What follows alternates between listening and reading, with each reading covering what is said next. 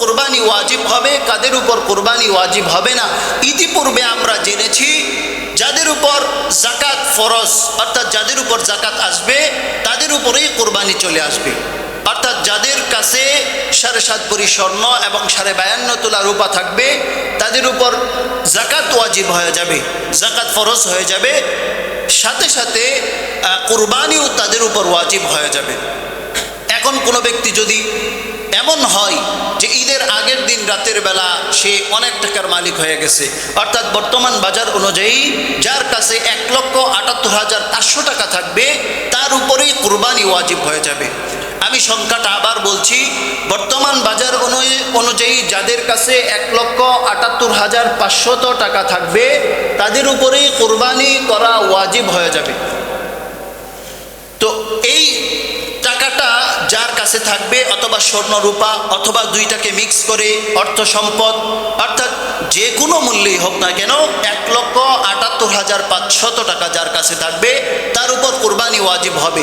এখন আমরা কি কি বস্তু দ্বারা কুরবানি করতে পারবো? 6টা বস্তু দ্বারা আমরা কুরবানি করতে পারবো।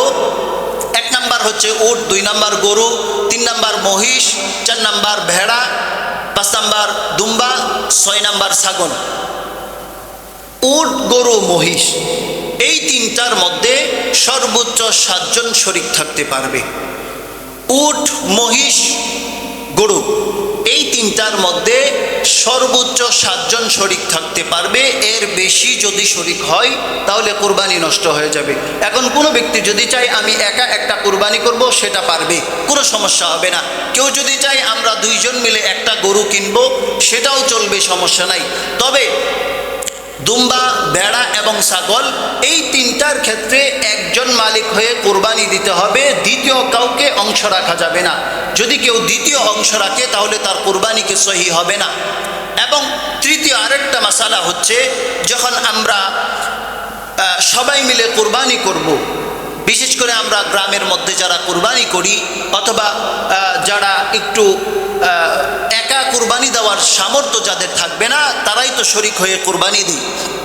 তো যখন আমরা কুরবানি একত্রিত করে দিব তখন আমাদের একটা বিষয় খুব ভালোভাবে লক্ষ্য রাখতে হবে, যারা হারাম উপার্জন করে বিভিন্ন দিক থেকে, সেটা সুদ হোক, ঘুষ হোক, হারাম অর্থাৎ যে বিষয়টা হারাম, সে হারামের সাথে যদি লিপ্ত থাকে তাহলে ওই ব্যক্তিকে জেনে শুনে যদি আপনি আপনার কুরবানির মধ্যে অংশ দেন তাহলে ওই ব্যক্তির কুরবানি তো শুরুতেই হবে না, এবং পরবর্তীতে আপনারা যারা বাকি 6 জন আছেন ওই 6 জনের কুরবানি সহ বাতিল হয়ে যাবে।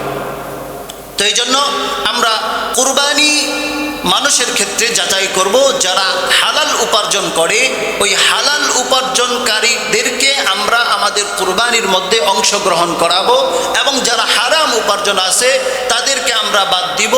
আর যদি কোনো ব্যক্তি মনে করেন দেখা গেছে 6 জন কুরবানি দিতেছে, এখন আমিও যদি না দেই তাদের সাথে মন খারাপ করবে, মন খারাপ করার কিছু নাই। যদি আপনি আপনার কুরবানিকে সহি করতে চান তাহলে আপনি আলাদা করে কুরবানি দিতে হবে।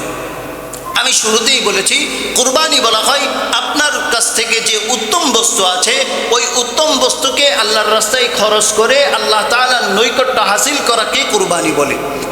তো এই মাসালাগুলো আমরা স্মরণ রাখবো এবং আগামী জুমায়ও আলোচনা হবে, এবং আগামী জুমায়ও যাদের প্রয়োজনীয় মাসালা আছে আপনারা জানতে পারবেন। আর কারো যদি প্রয়োজনীয় মাসালা জানতে হয় আমাকে প্রশ্ন করবেন, ইনশাআল্লাহ আমি যতটুকু পারি আপনাদেরকে বুঝিয়ে দিব।